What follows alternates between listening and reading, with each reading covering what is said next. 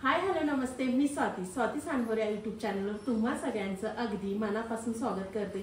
तर चला वेळ न घालवता आपण आपल्या रेसिपीला सुरुवात करूया। तर इथे 250 ग्रॅम मी कारली घेतलेली आहे। तर छान आपल्याला बाजारातून छोटी छोटी कारली पाहून आणायची आहेत। या रेसिपीसाठी आपल्याला मोठ्या कारल्यांचा वापर करायचा नाही, अगदी व्हिडिओमध्ये दाखवते त्या पद्धतीने कारली घ्या छोटी छोटी। यापेक्षा छोटीसुद्धा कारली बाजारामध्ये मिळतात। तर आपल्याला आधी स्वच्छ धुवून घ्यायची आहेत कारली। धुतल्यानंतर बघा मी कारल्याला मधनं कट दिलेला आहे आणि आपल्याला चमचेच्या साहाय्याने त्यामधल्या आतमधल्या सगळ्या बिया काढून घ्यायच्या आहेत। तर इथे मी चमच्याचा वापर करून त्यामधल्या सगळ्या बिया काढून घेतलेल्या आहेत आणि अशा पद्धतीने आपल्याला कारलं कट करून घ्यायचं आहे। बघा आपल्याला इथे चमचा थोडासा पातळ ह्याच्यातला वापरायचा आहे, म्हणजे कारल्यामधल्या बिया अगदी सहज निघतात। तर अशाच पद्धतीने इथे मी तुम्हाला दुसरंसुद्धा कारलं कट करून दाखवते। कारलं नको नको म्हणणारे सुद्धा आवडीने खातील एवढी चमचमीत कारल्याची रेसिपी आज मी तुम्हाला दाखवणार आहे। तर अशाच पद्धतीने इथे मी सगळी कारली कट करून घेतलेली आहे। कारली एका प्लेटमध्ये ठेवूया आणि आपण इथे एका साईडला कारल्याचं ठेवून देऊया। तोपर्यंत इथे दुसरी तयारी करूया। तर इथे मी मिक्सरचं भांडं घेतलेलं आहे। मिक्सरच्या भांड्यामध्ये मी अगोदर जिरे वाटून घेतले होते, जिरे पावडर केली होती, तेच भांडं मी ते वापरलेलं आहे।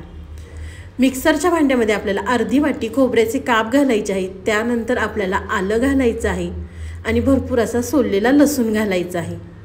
त्यानंतर चवीनुसार गूळ घालायचा आहे आणि आपल्याला इथे चिंच घालायची आहे आणि पाणी न घालता आपल्यालाच वाटण तयार करून घ्यायचं आहे। तर इथे पाहू शकता आपलं वाटण तयार झालेलं आहे।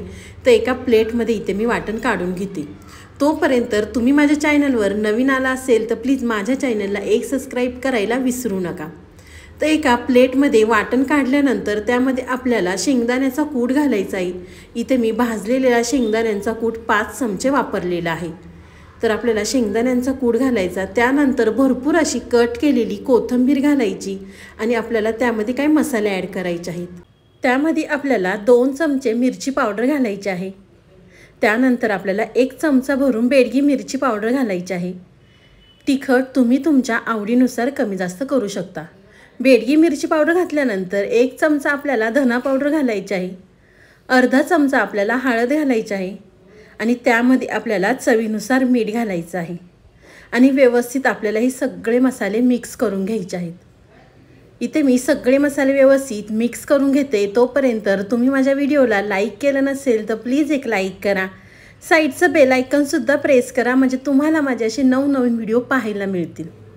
तर मसाले व्यवस्थित मिक्स केले की त्यानंतर आपण जी कारली कट करून घेतली होती त्या कारल्यामध्ये आपल्याला छान असा मसाला भरायचा आहे। बघा अगदी व्हिडिओमध्ये दाखवते त्या पद्धतीने करा। कारल्यामध्ये व्यवस्थित दाबून दाबून मसाला भरला की तो मसाला म्हणजे बाहेर येणार नाही। अशाच पद्धतीने इथे मी सगळ्या कारल्यांमध्ये मसाला भरून घेते। इथे आपल्याला थोडंसुद्धा पाण्याचा वापर करायचा नाही आहे। पुढे पूर्णपणे व्हिडिओ पहा, म्हणजे तुमच्या लक्षात येईल की आपण कोणत्या पद्धतीने कारलं बनवणार आहोत। कारलं नको नको म्हणणारे सुद्धा आवडीने खातील एवढं चमचमीत कारलं होतं आणि तुम्ही जर या पद्धतीने कारलं केलं अगदी आरामात फ्रीजच्या बाहेर 8 दिवस हे कारलं टिकतं, अजिबातसुद्धा खराब होत नाही। तर इथे पहा तुम्ही मी अगदी सगळी कारली मसाल्यामध्ये भरून घेतलेली आहेत। कारल्याची भाजी सगळेजणच बनवतात, पण करण्याची पद्धत ही प्रत्येकाची वेगळी असते।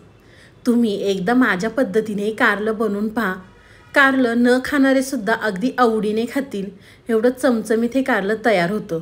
अगदी वरण भातासोबत सुद्धा आपण तोंडी लावायला हे कारलं खाऊ शकतो, एवढं छान हे कारलं तयार होतं। थोडंसुद्धा आपण या कारल्यामध्ये पाण्याचा वापर करणार नाही, त्यामुळे अगदी आरामात हे कारलं आपलं टिकणार आहे। तर पहा इथे मी सगळ्या कारल्यांमध्ये मसाला भरून घेतलेला आहे। त्यानंतर इथे मी पॅन गरम करून घेतलेला आहे। त्यामध्ये आपल्याला गरजेनुसार तेल घालायचं आहे। इथे मी थोडंसं तेल जास्त वापरलेलं आहे, कारण आपण पाण्याचा वापर करणार नाही, त्यामुळे आपल्याला इथे थोडंसं तेल जास्त वापरायचं आहे।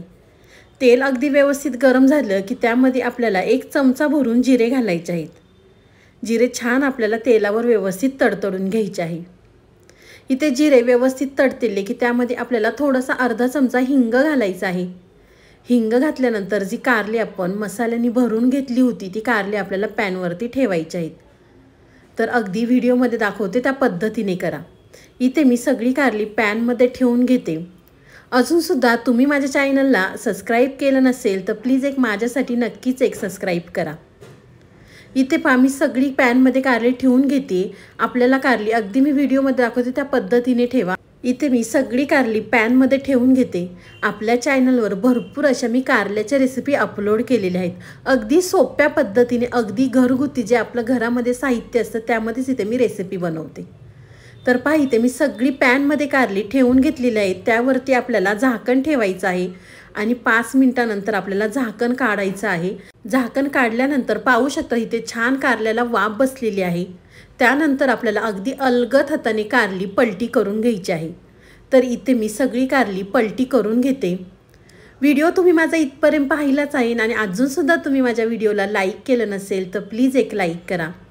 तुम्ही जर ह्या पद्धतीने कारलं केलं ना, तुम्ही प्रवासामध्ये सुद्धा नेऊ शकता। अगदी 8 ते 10 दिवस आरामात हे कारलं टिकतं। तर तुम्ही कधी या पद्धतीने केलं आहे का, मला नक्कीच कमेंट बॉक्समध्ये सांगा। आणि जर केलं नसेल तर एकदा नक्कीच करून पहा।